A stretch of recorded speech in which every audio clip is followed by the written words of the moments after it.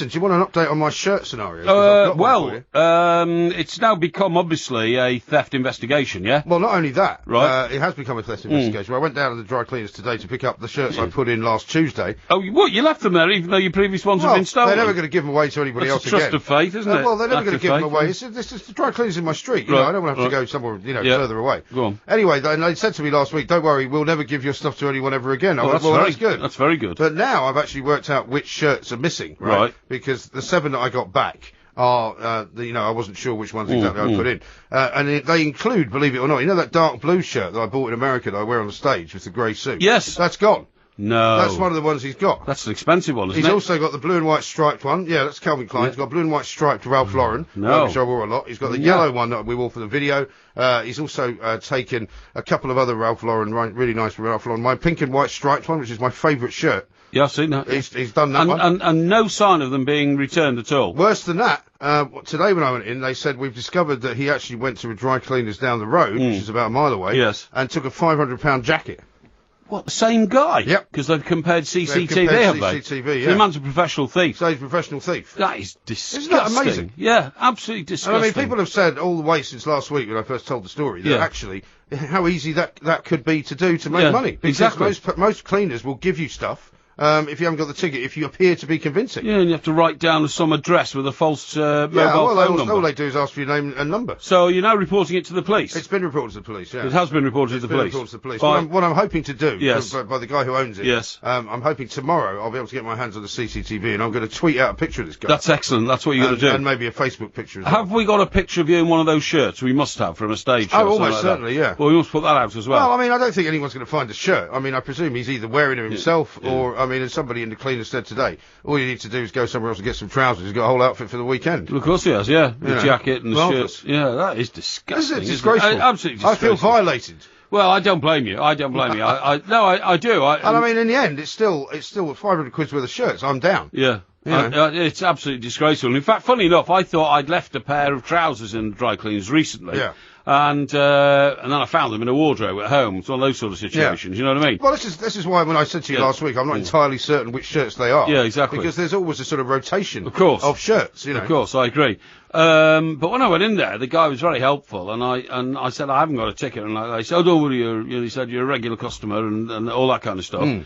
But then I said, are they them? He said, no, he said, they've been here 2 years. Yeah. I said, really? People leave stuff all the time. He said, oh yeah, he said, this rack is those that haven't been claimed. He said, the maximum, the longest we've got them from is 2 years ago. Really? I said, well, how long do you keep before you throw them out? He said, to be honest, it's not doing us any harm. We've got the storage space. Yeah. And we keep them because sometimes people literally are still regular customers, but forget they put them in, even if it was 2 years ago. Yeah. So, I mean, do they at any point do something? I mean, apart from just throwing them away, do they do anything with them? Do they sell them or what? No, I said, he said, we just keep them. He said, and then, eventually we have a clear out and they go out. He said, but it's not a regular 3 months or 6 months. Yeah. We try and help, Well, a friend of mine who worked in nightclubs for a while, he said the number of jackets and bags and things that get left that nobody ever comes back for. No. You wouldn't believe. Expensive jackets, I'm told, really expensive stuff. And I suppose if you're dealing with the sort of nightclubs where people come in and, order bottles of champagne at £700 and all that, I suppose it's small fry to them. Absolutely. Small fry. And the funny thing is I lost one shirt previously. Yes. And it was when I went down to Piers Morgan's party, because I stayed in this very expensive suite. You told me. Because it was the only place they had. And the guy brought my stuff up, and I think he put one of my shirts in a different wardrobe. So when I checked out the next morning, and I wasn't feeling particularly well, as you can imagine. Yes. I think I didn't look in the other wardrobe, so I lost a white Ralph Lauren shirt that way. I've done that loads of times. Yeah. Talking about jackets and shirts in bedrooms, of course, one of the famous stories from Fleet Street was the way that a former editor got found out by his wife that he was actually playing away, involved in a bit of horizontal recreation with his features editor. Oh, right. Because she rang him at the hotel. In those days there were no mobile phones. No. So you always had to leave a number where you were in case of family emergencies and all that kind of stuff. Right. And or some news or anything. Some emergency, the world's breaking up and only I can save it and all that kind of stuff. And she rang the office, to find out which hotel her husband was in, and she was the editor's wife, so they couldn't really refuse to tell her, know. And then she rang the hotel, And could you put me through to Mr. So-and-so? Was this in London or was this somewhere else? Well, because quite often they would have hotel rooms in London. I mean, because if the editor's in a hotel room in London, you're his wife. Yes, that's right. You're wondering what the hell he's doing. Yeah, exactly. No, this was a sort of, it was a Saturday night and it was a dinner away. Ah, yes. And he'd said that he was, that old chestnut. Yeah, exactly. He'd said it was something like, the Licensed Fixtures Association annual dinner, and he was the guest speaker and all that kind of stuff, And she rang the hotel. And she said, my husband, he's with the Licensed Fixtures Association. And they said, oh, really? And she said, yes, that's the big dinner there tonight. And they said, I'm not aware of that. Might be in the different department. Anyway, who do you want? So she said, oh, okay, I'll put you through. So he's running through, and a woman answered the phone. No! Oh, yes. Well, that's a terrible mistake to make. Yeah, a woman answered the phone. Dear God, one never answer the phone. And certainly don't let anybody else answer it. Yeah, and this woman started speaking, and then he snatched the phone off her, And he said, hello? It's Margaret, whatever his wife's name was. Yeah. Oh, hello, darling, how are you? Who's that? He said, it was just the maid bringing my jacket up. I've had my dinner jacket pressed. Right. Oh, okay. Yeah, he said, I'm awfully sorry. He said, she wasn't going to buy that, surely. Well, he said, I just came back in the room as she was pressing it. Very kindly answered the phone. Yeah. Not a problem at all. Yeah, bye.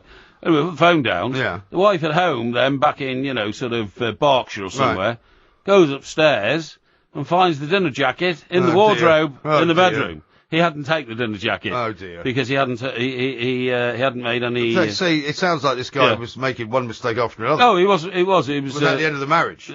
Complete end. Was it? But not only was the end of the marriage, he then had to marry the features editor woman. Oh God! Because she too had sort of, split up a relationship. Oh dear! He was considerably older than her, and as is often the case. Yeah, and it was that sort of relationship, and that sort of situation. Shocking. But you have to be very careful. Schoolboy error. I was once in a situation when I was do you mean going once? Through. Well, what in the you mean once of many? Well, no, I'm going to tell you the story. I was in, it was in the midst of the throes of sort of splitting up with my ex-wife. Right. But it hadn't quite sort of happened yet. And I was working at the time quite a lot in Cardiff, and I was in Cardiff one night. Oh, was in Cardiff for you? Completely innocently, actually. Yeah. I'd been out with some of the guys from the office that worked for me, and I ended up back at the Hilton Hotel, where I often used to stay. And for some reason, she got into her head, I think she'd had a few glasses of Chardonnay, to call me up and just start abusing me over the phone. Yes. Because she knew that I was there. Right. I can't remember why she knew that I was there, or whether she'd worked it out. Yes. Anyway, look, in the end, I thought, this is going so ridiculous. The phone wouldn't stop ringing. Yeah. I just put it on ignore. Yes. So it wouldn't come through. Yes. She then started ringing the switchboard and demanding that they put me through, to put her through, and eventually, at about 2 o'clock in the morning, I get a knock on the door. And I'm like, oh God, who's this? And it was the manager of the hotel. Right. And he said, I'm terribly sorry, sir. He said, but if you can't stop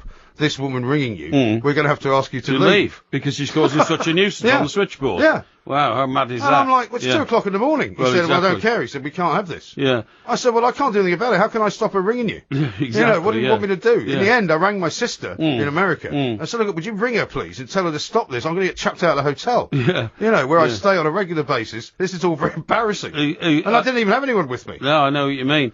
On that occasion. A colleague of mine, we were in Londonderry. And Londonderry was not a nice place to be in those days, right? It was at the height of the Troubles, all this kind of stuff. As they prefer to call Derry it now. is a certain faction. You see the time, by the way. And he got a knock on the door. Yeah. This was about 2:30 in the morning. And sometimes in places like that, you don't open the door, do you? Well, it wasn't. It was the only decent hotel in town, actually, the Everglades. And anyway, he shouted, I'm sorry, I can't help you, I'm busy. And he said, yes, sir, I know you're busy, but you must come to the door immediately. Was it Brendan Rodgers? No, it wasn't Brendan Rodgers, no, it was Northern Ireland. And he was then told, a former colleague of ours from Fleet Street, that he had better leave and get back to Britain as soon as possible. Yeah. When he said why, he said because the young lady you're with is the daughter of a very senior member of a terrorist organisation who have a lot of influence in this town, and her father's just found out who she's with.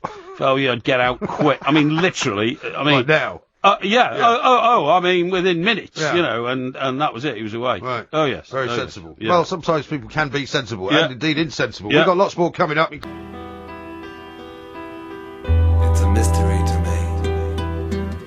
The game commences for the usual fee, plus expenses, confidential information. It's in a diary. my investigation. It's not a public inquiry.